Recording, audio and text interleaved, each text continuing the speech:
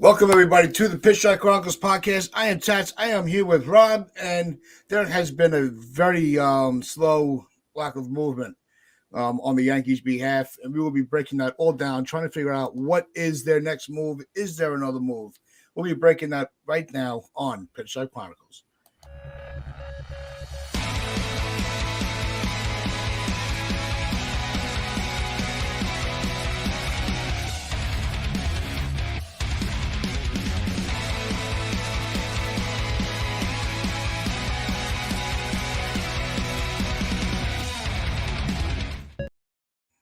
Welcome back, and what's going on, Chris? How's everything going? And this has been a very weird offseason so far, like every year. They came out of the gate hot. They were aggressive on getting Rizzo back at first base. They bring back a reliable, not a superstar, but reliable bullpen arm in Canely. All the negotiations that went back and forth with Judge, and he's finally back where he belongs. And then everything stopped. And it's one of those, what have the Yankees done to make themselves better? And I don't think that they have. They've reestablished the previous year's lineup, but there's been no improvement to get over that hurdle to get through the Houston Astros. So my frustrations are starting to grow. Rob, how are you feeling? It's December 15th. If spring training was around the corner tomorrow, I'd be a little concerned. We got 2 godforsaken months until the spring starts. This is the worst time to be panicking because everybody that has been signed was not a Yankee target. Correa, Turner, Wentz, Dansby Swanson signs. He's not a Yankee target. Their targets were always Judge, Rizzo, bullpen arm, maybe Benintendi, and Rodon is now an option, which they really don't even need the starting pitcher because the rotation's fine. And we're negotiating with the best available pitcher right now. And people are like, Cashman's not doing anything. What's going on? People need to relax. There's 2 months left until the spring. You have 2 months to find either a starting pitcher or you can give that money to Andrew Benintendi and bring him back. And yes, that's running it back, but we need a left fielder right now. So they're exploring the trade market. That's already been confirmed. They're out there looking for trades, either if it's Kepler or someone from Arizona. I don't think Reynolds is on the table. They're making things happen. They're at least exploring options. And you're not going to go ahead and make 7 different moves like some people think because the team still did win 99 games last year. I know people don't want to hear it. We got swept in the ALCS. I get it. We have 2 months. Let these guys do what they have to do. If we get Rodon, then guess what? Next up on the list, you get your left fielder, and then you're kind of set. And I know people don't want to hear it, but you're not going to make this flurry of moves that everyone thinks you're going to replace this guy, you're going to replace that guy. No, it's not happening. This is not going to be this huge offseason. The main things they did, Rizzo, Judge, bullpen arm. Now it's Rodon. He's the next target, and then they're going to go to left field, and it's probably not going to be somebody that people love to hear, but it is what it is. People have to relax. It's December 15th. It ain't February. No, yeah, I agree with what you're saying, but at the same time, it's like, there was such a momentum going that there's I would say a fair majority of the fan base that's going, okay, when are they going to be able? When are they going to seal the deal with Rodon? Are they going to be able to seal the deal with that pitcher?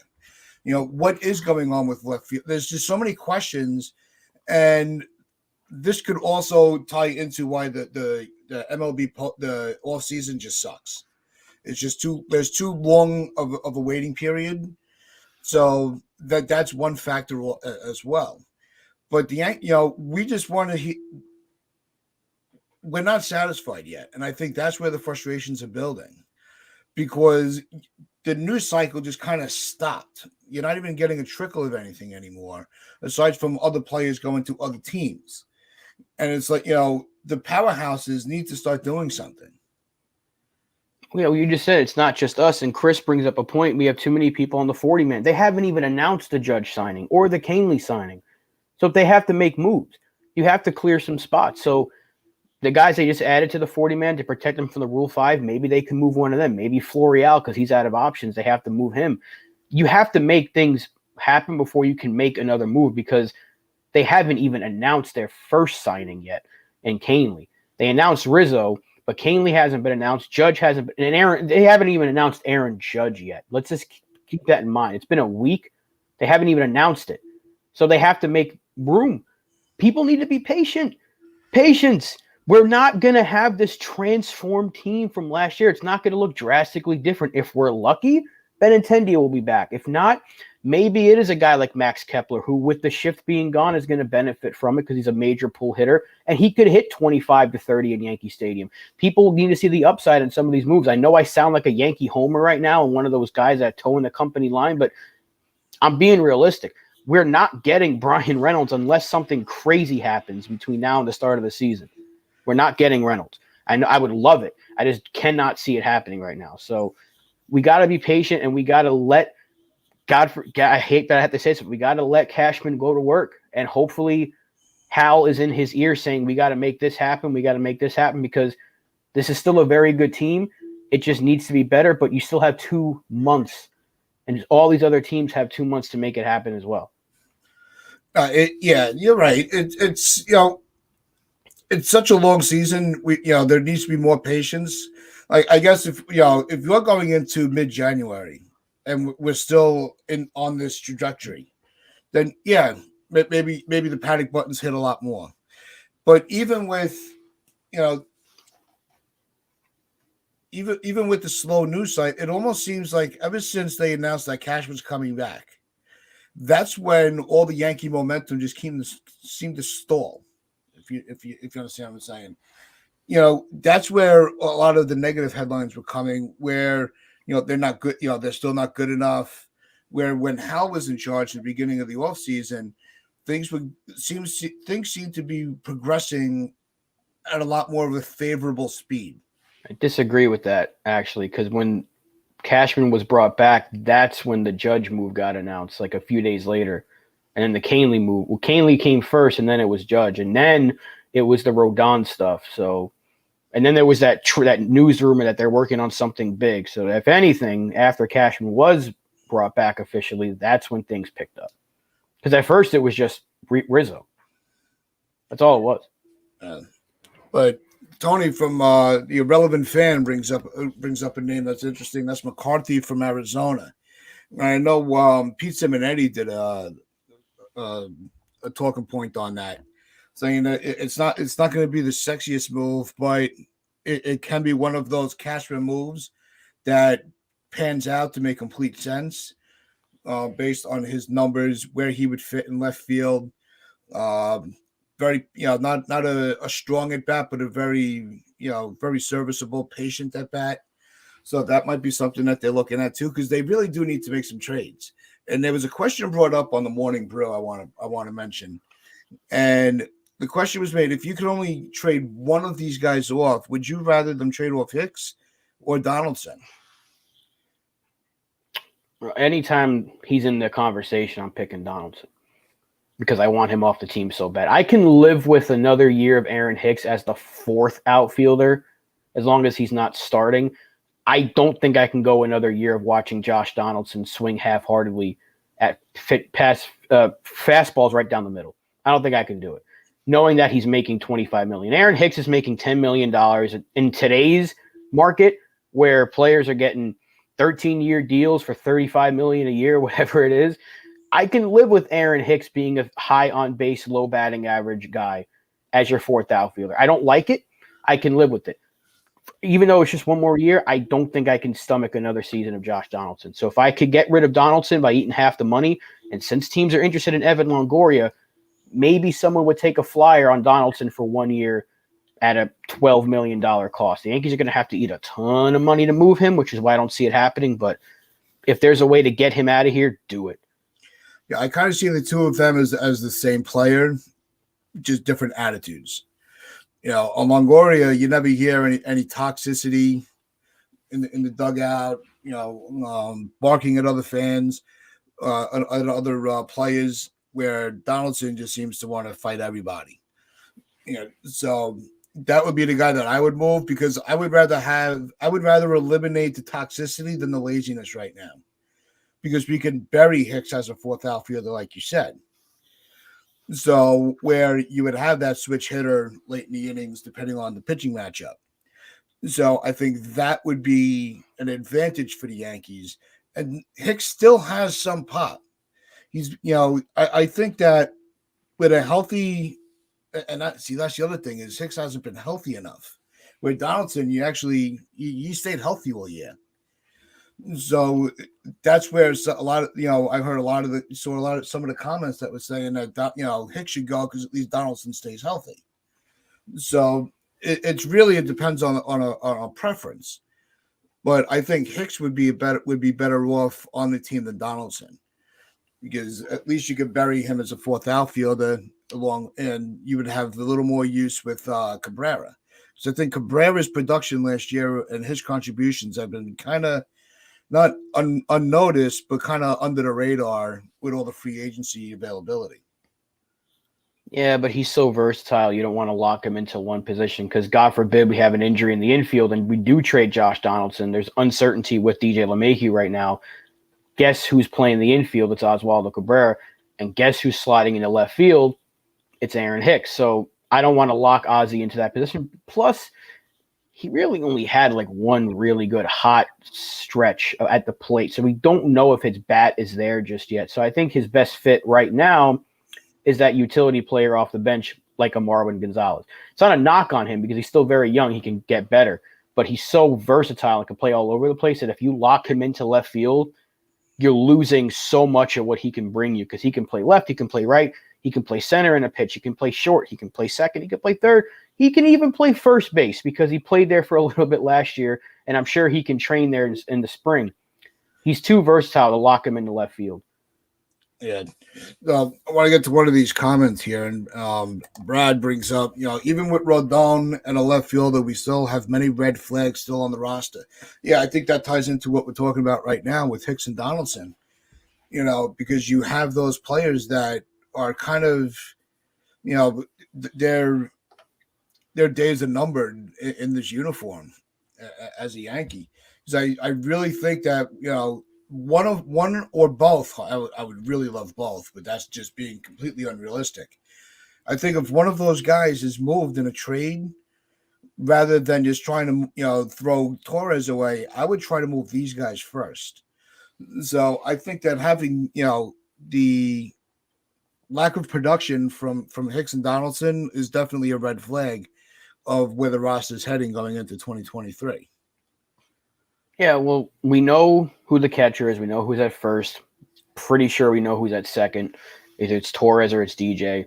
Shortstop's a question mark right now because it should be Peraza, but it depends on how his spring goes. It could be IKF again unless they move him potentially to a shortstop needy team. Third base is still a question mark. Is DJ healthy? Is it Donaldson? And left field is a question mark. Everything else is pretty much set. So there is some question marks there. But if Peraza just has a good spring, there's your shortstop. And that's not an issue because he's fantastic defensively, and I'm sure his bat looked fine in the handful of games they played him last year. I'm sure he'll get better. He's still very young as well. I need a left fielder with some pop in from the left side of the plate.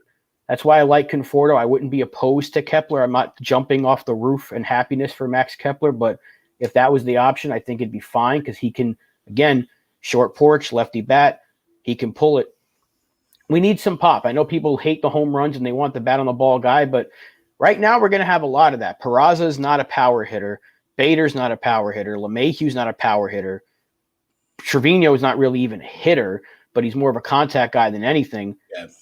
And we know that the main power bats are Judge, Rizzo, Stanton. You can't rely on just that. We do need a little more pop. We do. And we know we led the league in home runs last year, but we missed it in the playoffs. You need some pop, especially at Yankee Stadium. And I think one of those two guys can certainly give you that. Because Conforto is a guy that can hit 30 easily, and Kepler maybe can give you 20 or 25.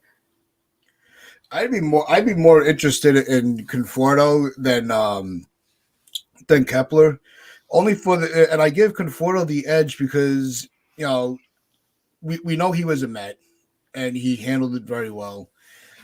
So he's already familiar with the pressures of the New York market.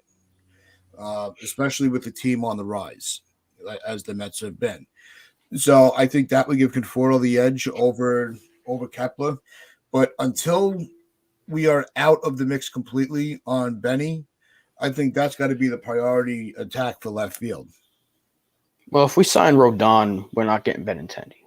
I think that's something we have to accept, unless they're able to move some contracts. Like Brad brings up, 2 or 3 of Donaldson, Torres, and Hicks have to be moved. I don't think you can move Torres right now because there's so much uncertainty with LeMahieu's toe. So you kind of have to keep him. Plus, he was like your 3rd best hitter last year overall.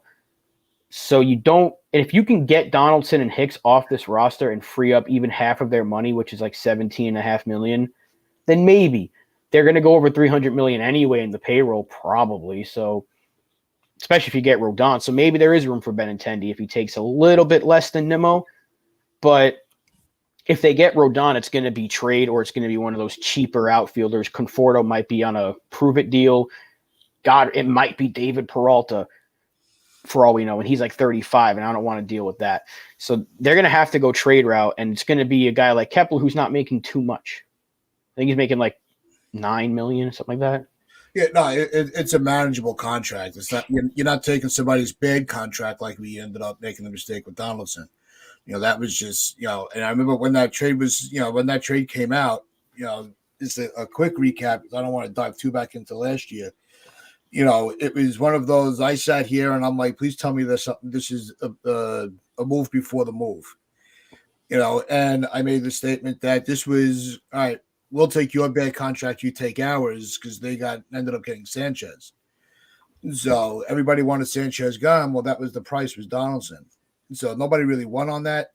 But that's why Donaldson is kind of the odd man out, because he really just hasn't given anything to this team aside from a couple of late inning home runs. He did have a couple of walk-offs. He started the year with a walk-off, and we were all feeling pretty good about it. His defense was fine. But it's just his attitude. His toxic attitude has got to go, because we can't be worrying about that in the back of our heads while we're trying to remain competitive. The Yankees have to move on from that. They don't need that extra heat. Well, also he sucked. I mean, like just defensively fine, but again, you're not paying $25 million to a glove.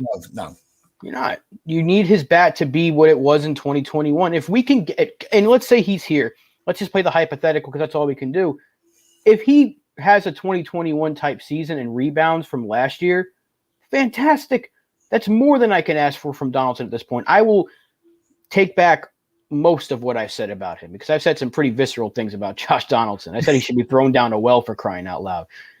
But if he can provide that for us this year, and there's a lot that has to go right for that to happen, then we won't be complaining about him as much. But he was so bad last year, and he was a guy that was hitting in the middle of the order pretty much all season up until the ALCS, the ALCS.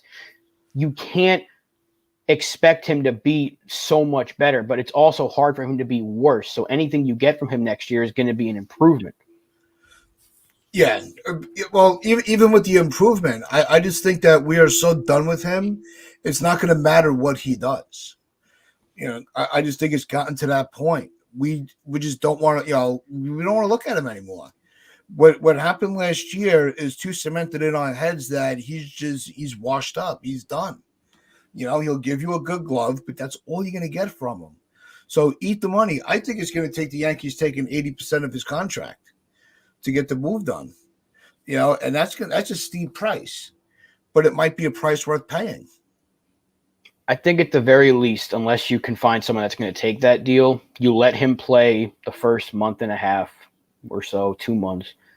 If he's bad, you cut him. Because at that point, what's the point? You pay him not to play for you. And then if Volpe's ready, boom, you get him up. And if he's good, then great. Fine. You're paying him. It's still too much money, but at least he's producing. So I think he's going to be here next year, whether we like it or not, unless someone says if you eat half of his contract or 80%, then yeah, we'll take him. Because at that point, 80%, I don't even know what 80% of $25 million is, but that's a lot of money. And the Yankees would have to pay most of it. Then the team would say, well, if they're paying for most of it, might as well give it a shot. What more do we have to lose? But that's asking for a lot. That's basically throwing a penny into one of those wishing wells and saying, please come true, because I don't see anyone trading for him. Either.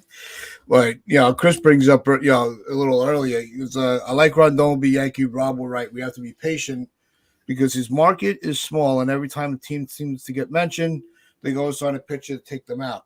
Yeah, I actually think I actually agree with that. The thing is, nobody wants to. I think he's really pushing for that seventh year. I think that's the holdup. And is it going to be worth that seventh year? I think that's the big question. That teams are pivoting away from these pitches. And the one thing that I think these pitchers are trying to get that big money, and they're getting it. But what's going to hurt their value after this offseason is the lack of the shift. Because we need to prepare ourselves that pitchers' ERAs, and their whips are all going to go up a little bit because they're increasing the chance for offense. So they're going to have more base runners. They're going to have a couple of runs that squeak through. That's going to hurt their overall numbers. So I think the pitchers are just trying to make sure that they get paid now because I think in the back of their heads they know they're not going to get this money again next year. Oh, I think they're going to keep getting money. This is just a start. If teams look, I know DeGrom's best pitcher in baseball, but the Texas Rangers said we'll give you 5 years, and he's been injured pretty much for the last 3 years. So I would very much give Rodon the seventh year if that's what it took. But if the Yankees are steadfast, we're going to give you 6, and then the Twins say we'll give you that 7th, he's going to go to Minnesota, and people are going to be like, "Oh, this is Hal being cheap." No. It's not really the thing. He's just maybe being a little cautious, but sometimes you got to give that extra year. We did it for Cole. We did it for Judge. We did it for LeMahieu. Sometimes you got to give that extra year. And what is one more year, really? You think oh, no, God, he's going to be 37 instead of getting rid of him at 36. Who cares? At that point, you're not looking to year 6 and 7. You're hoping that if you get him for 7 years, years 1 through 4, are really, really good, and that 5th year is probably going to start to tail off a little bit because that's just what happens to a guy when he gets older. Yep. Yeah, what's going on, Jigga, man? I see you in there. Hey, baby, I see you in that comment section.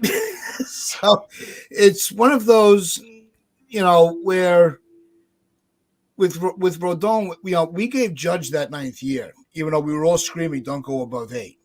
It was enough. How many years does he really want? He wanted one more contract to finish off his career, and he got it. And I think, with Rodon, we may have to use that 7th year to pry him away from another team. And like what we're saying with Judd, we'll worry about it then. We gave the long contract to Sabathia, knowing that he was going to break down near the end of that contract. But because we got the production from him early in his contract, we were able to absorb some of the pain of the tail off. So, sometimes you have to bite the bullet. We gave Teixeira 8 years, didn't we? We're 7 or 8 years. We give. Look, you're not giving a guy 10 years and be like, you better be productive in year 10. You think the San Francisco Giants are going to expect Carlos Correa to be productive at age 40? No. The last year of his contract? No. You're not signing a guy for his final 2 years of his contract, unless it's a 3-year deal. Then yeah, but if you're signing a guy for 6 years or more, you want those first few years to be really, really good, and then you expect the tail off. So for the Judge contract, you want those first 5-6 years to be really, really good, Judge-like, where he's hitting a bunch of home runs, he's playing great defense, and then when he hits that 36, 37 age where he's going to get to, then you're going to expect the tail off, but it'll probably be a DH. So that's just what happens. And Chris says, we win the chip, contract is worth it. That's right. We got one out of CC Sabathia, and we love him. Yep. We love him. So he's absolutely right. If we get Rodon and the Yankees win a championship this year or any point in the time frame that we have him and we have Judge and we have Stanton and we have Cole, it's all going to be worth it because we just want that ring so bad. Yep. FJ brings up a point also. He's like, the only message Hal and Cash ever have for the fans is patience. I'm tired of big promises followed by excuses. I think, yeah, and that is the problem. And that's been the problem for a while. And it also, makes you start to wonder, are they going to, rather than go heavy on the market, do they put a little more trust into the kids that are on the rise? Are they going to go into the season giving more of a more leeway for major league growth with Cabrera, Peraza, Volpe when he gets called up. Are those going to be the guys that they kind of ride with? So that's another factor that's really, we're so caught up with the free agency and the trade market. We may have all the pieces already in the organization. They just need to have the chance to do it. We need a left fielder because we don't have a left fielder on the roster right now. They're not giving it to Florial. If that was the case, they would have used. Yeah. So we've already knew that the plan was Peraza and Volpe in the middle of the infield. Hal Steinbrenner told us this before we did anything this offseason. So I don't know why people are so in shock that we're not going after one of the shortstops again. The time to do it was last year. We didn't do it. What makes you think we're going to do it this year? They've already admitted that their plan is Peraza and Volpe. Now you're asking a lot, but you've held on to these guys from numerous trades, so use them. Yep. You got to use them. Yeah, it's what's going to happen when we make these trades because we're like, oh, we should trade for like everybody was screaming with Reynolds, just trade him, or even when I was saying it with Soto. I'd rather trade for somebody that's already proven that he could do it than hold on to somebody that might be able to do it. So where is that level of patience? Where are we at as a fan base where we're willing to, ride or die with some of these prospects? If we already saw what Peraza and Cabrera could do, we're still not sure what's going to, how Volpe is going to adjust. We don't know how Dominguez is going to adjust. Some of the pitches, like Medina and some of those guys, Luis Hill, how's he going to, come back? So, Garcia, they're thinking about using him out of the bullpen. So you got a lot of these players. It's like, are we being too patient with the players because we don't want to see them go somewhere else and succeed? So we kind of we put ourselves into our own hole. We traded Medina, didn't we? Medina's gone, right? We traded. I think it was the. Was that the Montas? Yeah. Okay. Has to be. Well, I think we traded him, but yeah, I get your point. We don't have. Thing is, if we don't have the pitching prospect, that's like the next big thing. We have really good hitting prospects, so you might as well use them. If you're not going to trade them, use them. That's all we were asking for. And Chris says it right here. All we want is Rodon, left fielder, maybe one more bullpen arm.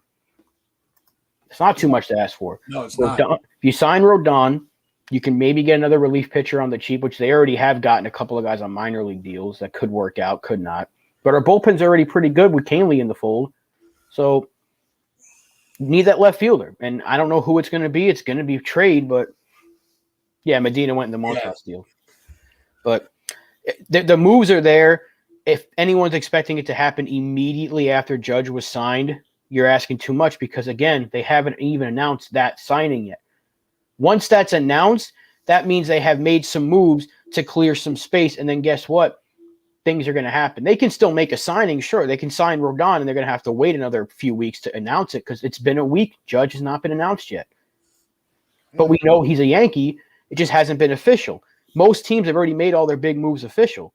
We haven't because we don't have the space on the 40-man. So we have to be patient. And I know that is a comment. It's like, oh, they keep talking about patience. But right now we kind of have no choice because we don't have enough space on the 40-man. No, it's making the space. The 40-man is a very key part because you have to really make sure that you keep your roster balanced. You can't just make moves to make a move. So it's, but it comes into the AL East is not really taking the league by storm at all. You're seeing some signings here and there, and it's like what Tony's saying. The Orioles are about to make me more happy about the offseason signing Michael Wacha. I wanted Bassett, but I like Wacha. I think it's an under the radar good move. What I think about that, I think Wacha is going to be a very good piece to have in that pitching staff, especially with some of the young guys coming up. So I think the Orioles are making a good move with Wacha. But you're also not seeing a lot of movement. A couple signings here and there with Toronto, the Red Sox, but you're not seeing anything else. There's nothing else that's jumping out going, oh, shit, we're in trouble. Is it at 36, Brad? I could have sworn it was a little bit more than that because they've added some pieces. Maybe I'm wrong. Because I know we have, I'm looking at it now, there's 5 outfielders, a shit ton of infielders. I'm the one that's supposed to be making all the mistakes. I guess he's right. But I could have sworn it was at 40. But still, the fact that they haven't announced it yet. Oh, they didn't protect. Okay, that's right. There was the Rule 5 thing. But the fact that they still haven't announced it yet means that there's got to be something else coming. Right. Well, yeah. Well, you would have to because you want to at least have 40 guys on. You got to have 40 guys. That's why it's called the 40-man, not the. This is the main roster. It's a 40-man roster. So no, there's definitely moves on the way. I'm not saying that the Yankees are not going to make any more moves. It's we were on such a high after with Rizzo and Judge and even Canley. Some of us were excited to see him back. We're in that lull again in the off season that just kind of seems to plague MLB. Yeah, but again, there's still 2 months left, so that's been my biggest issue. That's why I said start at the winter meetings. This way we wouldn't have this because it would have started a week ago and we would be like, it's been a couple of days. I want more. But now it's been like we had a week since Judge. We also had a month prior where nothing happened. So it's just baseball is too long in general. Shorten the offseason a little bit. Make it a month later. Start at the winter meetings. And guess what? You're going to take over the headlines. Look at the contracts that are being given out right now. Now imagine if that happened right as the baseball year started in December. It would take over the headlines. I think they said this is one of the highest paying off seasons that they've had in years. Billions of dollars are getting handed out. And obviously, in retrospect to what other contracts were, obviously the money now is a lot more than it was 5-10 years ago. But in the in the landscape of it, teams have not spent this kind of money before. And you're looking at how the Mets have been spending and their luxury tax. I think it's already at $60 million was the last number I heard, which is more than teams' entire payroll. Which also goes to I think the conversation needs to be had again. When we have Donald on, and that they really need to have that salary floor. Never mind the ceiling. I think it is going to without a salary cap, the money's going to be what it is. But I really think these teams need to start having a floor on their salary to make sure that teams are forced to compete a little more and not just put the money in the owner's pocket. Yeah, that's always been the case. And any Yankee fan who's complaining about the way the Mets are spending, we did the same shit in the 2000s. Yeah, the Yankees were the victim of the culprit of that. So, hold my beer. The thing is, though, you can say that, right? But Hal is spending. It's not like Hal is like, he's like, yeah, we're half of your payroll. The Yankees are going to have probably the second highest payroll in the league if they get Rodon. It's either going to be second or third right behind the Dodgers like it is every year. So people are acting like Hal is just penny pinching. He just handed out the richest contract ever that that a Yankee has ever gotten. And I know, again, that's a Michael Kay thing to say. And we're negotiating with the third best pitcher that was available in the free agent market. Yep. What more do you expect him to do? He was never going to sign the shortstops. He was never going to do that. Now, can he still get Benintendi and be like, screw it, we're going over $300 million? Sure. But at that point, if you can get a cheaper option that's going to get you good production like Benintendi would, not maybe the same level, but good. Because if Nimmo got the contract he did, Benintendi's going to command at least like 18, 19 million a year. Are you want to give that to Benintendi for 5-6 years? I don't know. I would take him back, sure, but do the Yankees want to do that? That's a question. The market sets what other players get because Nimmo and Benintendi are not too far apart. Nimmo's probably better overall, but Benintendi's going to get a decent contract now because he's the best player available at this point besides Dansby Swanson.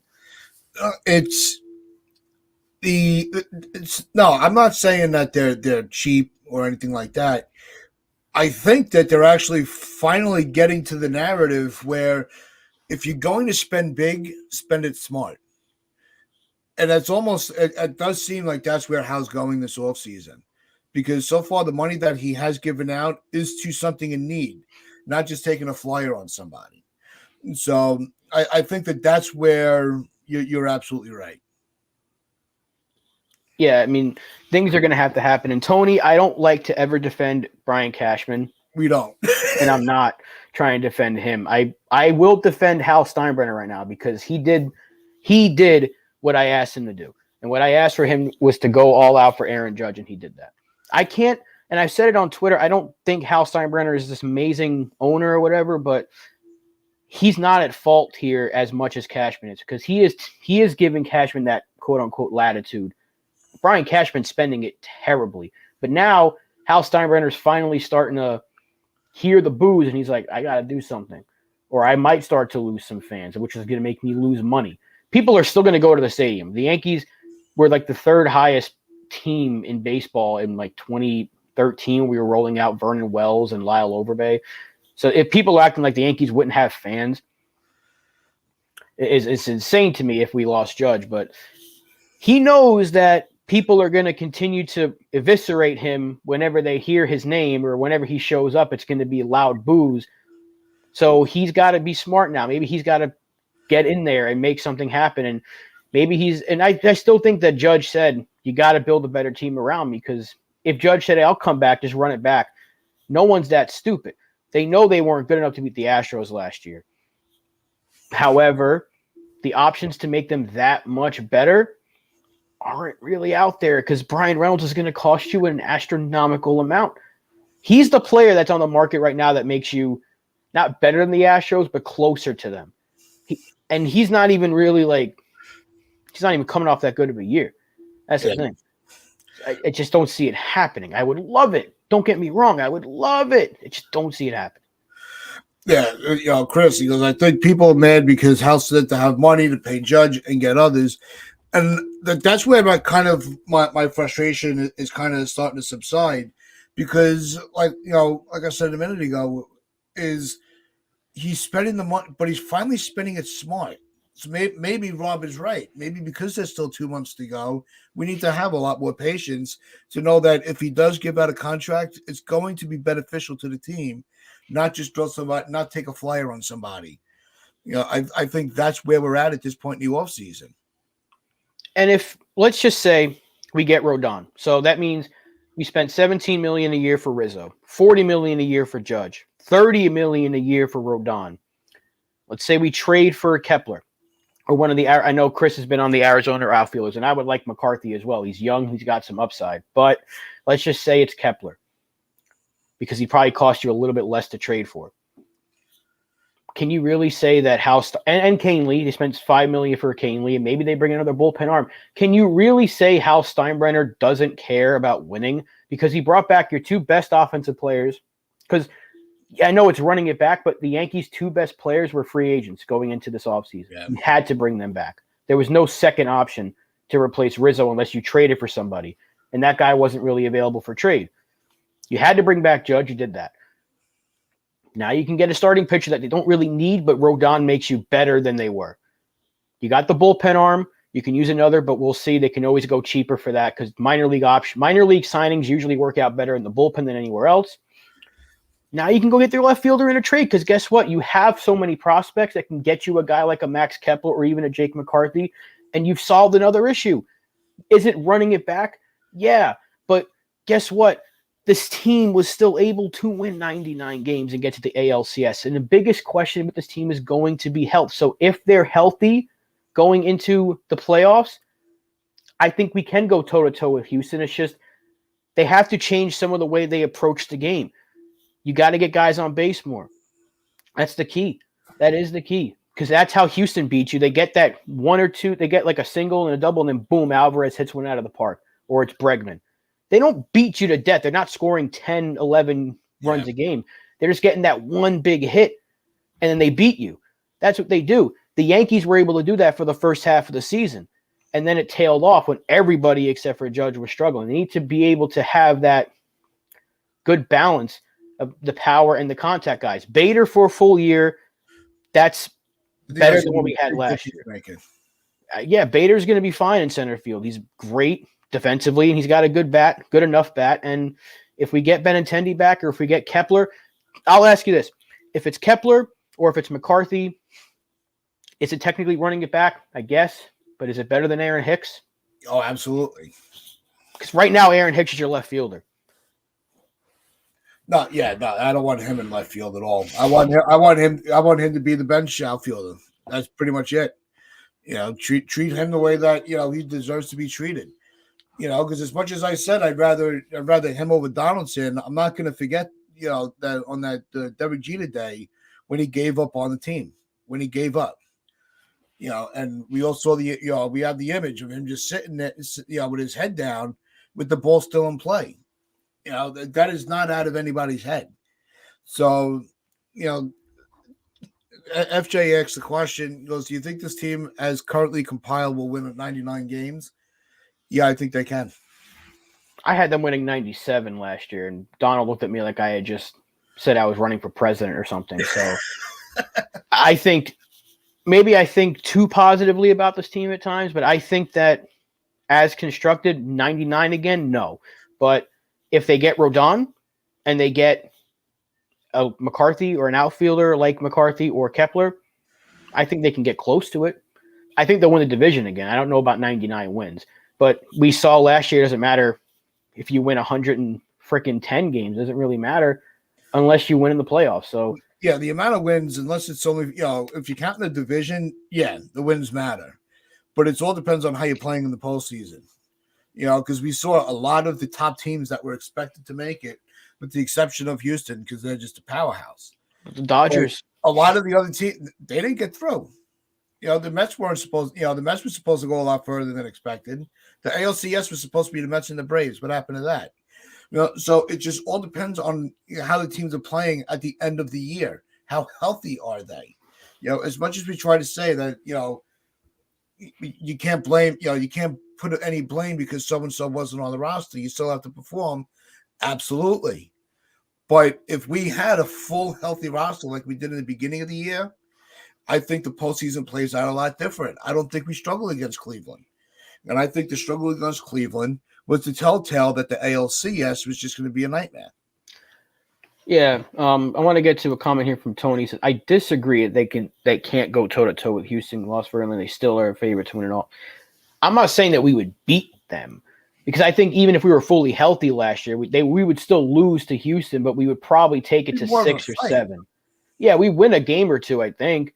I'm not trying to say that we're there, but full health, we're better than we wouldn't have gotten swept. That much I do know. No. Houston's there. We're like there.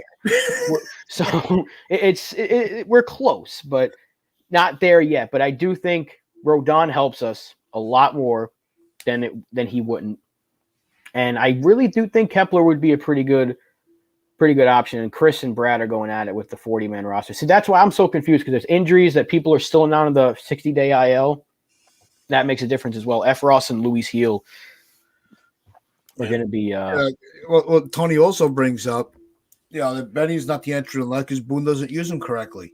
Absolutely. We were screaming about that all last year, Tony. You know that. You've been around this a while. He needed to be the leadoff batter. You needed to be 102, and they weren't going to move Judge from the 2-hole. They really putting him in the middle of the lineup with Donaldson was just such a mistake from Bone. That was where a lot of our criticisms came from. And the beginning of the year when Boone was making those wacky lineups and it was working, we were cool with it.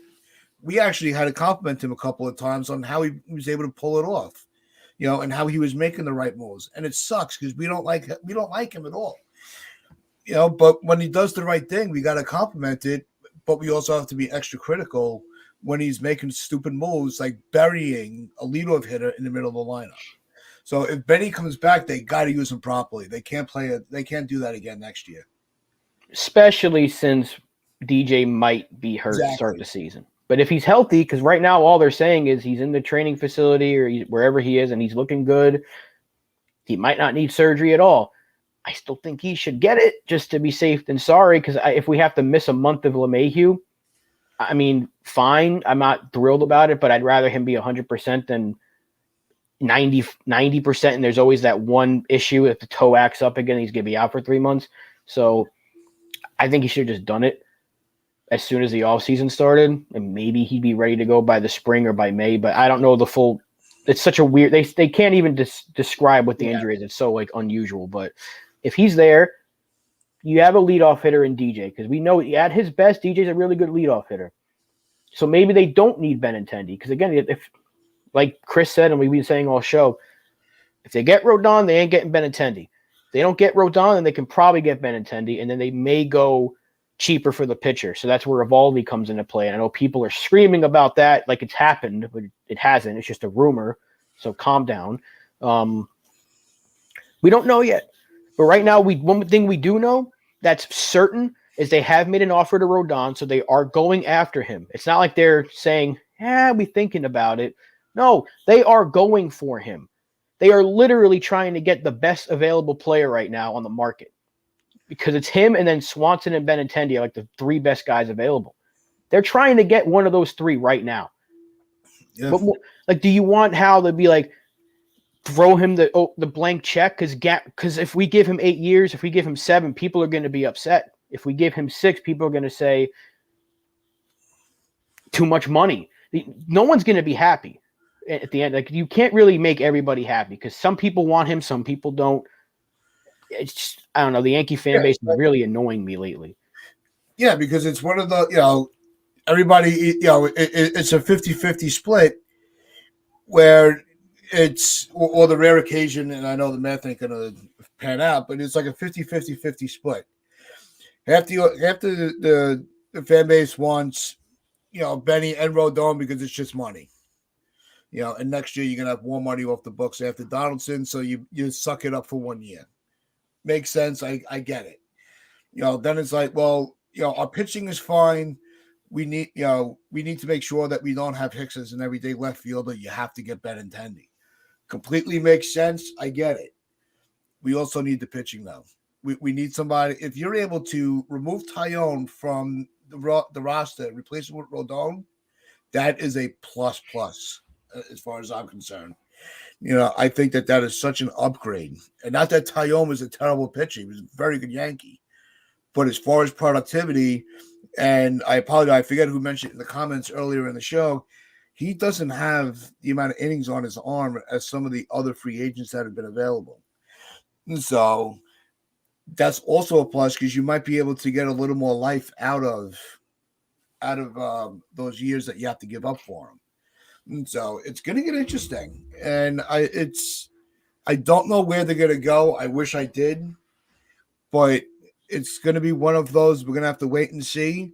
But one thing that I've noticed that I pointed out is that Hal is starting to spend smarter rather than just spend. Just to kind of, push his weight around. If he's spending it smart and he's making sure that he's signing for positions in need that are upgrades, then there's nothing we can complain about. If they go out and they decide that they're just going to, get rid of Donaldson, move IKF to third base and use Peraza at second, I'm all for that. I'd rather that than anything else. As far as with the infield, I'd rather see Peraza at short every day. And so are they going to trade Torres and put Volpe in there, or save that spot for LeMahieu? And use that in a trade. There's so many different situations that can come into play over the next couple of months. And we've seen a lot of times that some free agents don't sign until the games are playing. So, right before opening day, sometimes some of these veteran guys are getting contracts because somebody went down in spring training. Not that you want anybody to ever get hurt. So there's just there's still a lot of room this offseason for the Yankees to improve, to overtake, or at least become as competitive as the Astros can. Because that's where the Yankees need to get to that level before they can go above that level. And I think that the Yankees are on the trajectory to do that. They just got to finalize some of these deals. Yeah, and Tony says Yankee Twitter is going to go nuts when they get Nathan Evaldi. If that's the case, I don't want a pitcher. If they don't get Rodon, I would just roll with the rotation we have, because it's already good. Herman your fifth starter is actually not the worst thing in the world because he was fine Right. last year. And Montas he's got to be better because he can't be much worse. So, and he's your number 4 right now. Just that Rodon makes everything better because Montas becomes your 5, and that's like, wow. That's a pretty good rotation with Rodon in there, but we're also not a bad rotation. So Yeah. I think that's why they're waiting for the left field thing to happen. We're waiting for Rodon because if they don't get him, then great, we can go spend on Benintendi and maybe another bullpen arm. So they have to really wait and see. Nothing's going to happen. They're not going to make 2 signings within the next 10 minutes of each other. It just doesn't happen like that. Everyone thought once we got Judge, Rodon's next. No, it's been a week. And all we've been hearing is the same 16 tweets from John Heyman that they put out an offer. So you have to wait until something happens. We have to be patient. We have no choice. We can't forward the clock until the spring and then see what the roster looks like. We just have to wait and see. Yeah, it's like FJ, do you believe Benintendi doesn't want to play in New York?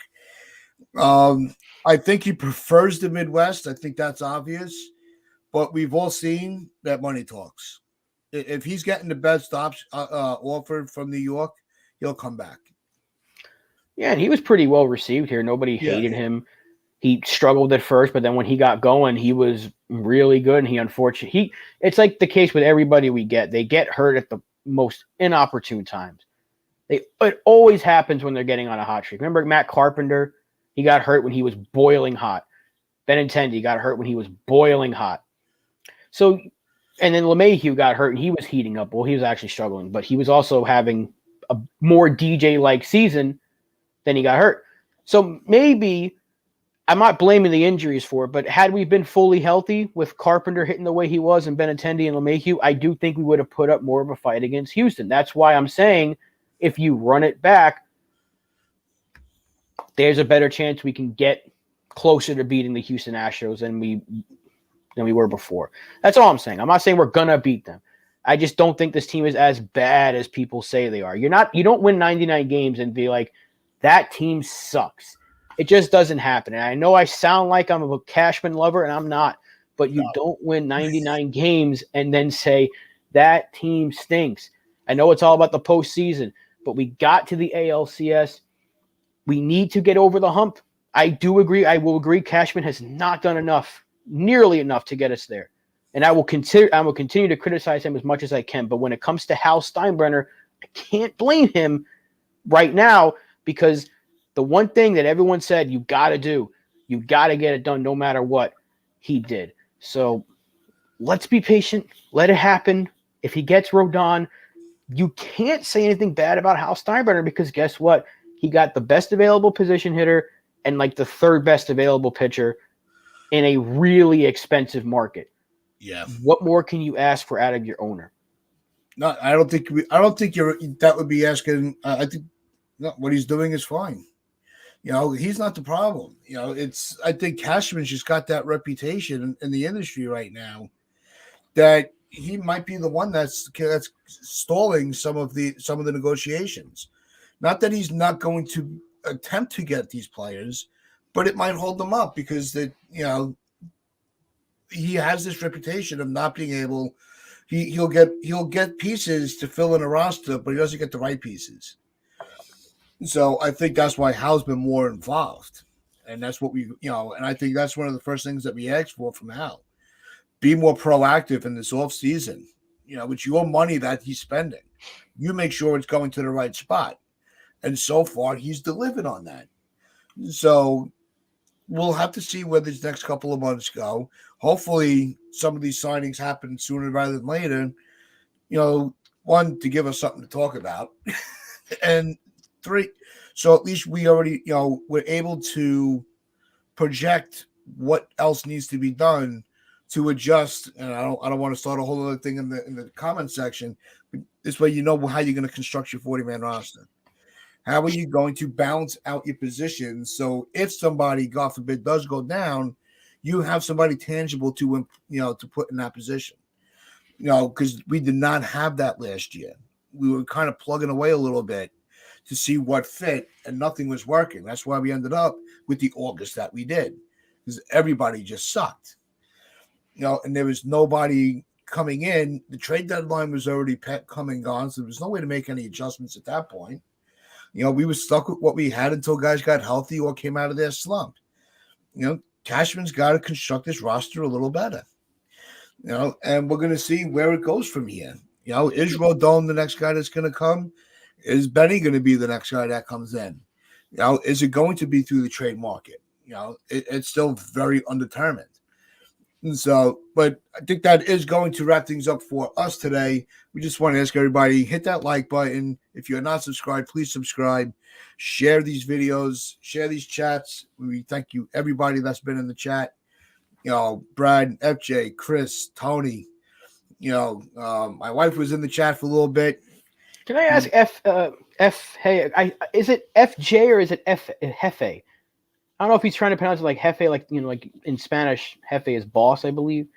I called him Jefe when I first saw him, but now people are calling him FJ. I don't know. If you're still there, can you tell me what it's supposed to be? Because I don't want to. Definitely let us know, because we are curious. We want to make sure that we're saying your name properly. But just remember, always wear your pinstripes with pride and play hard.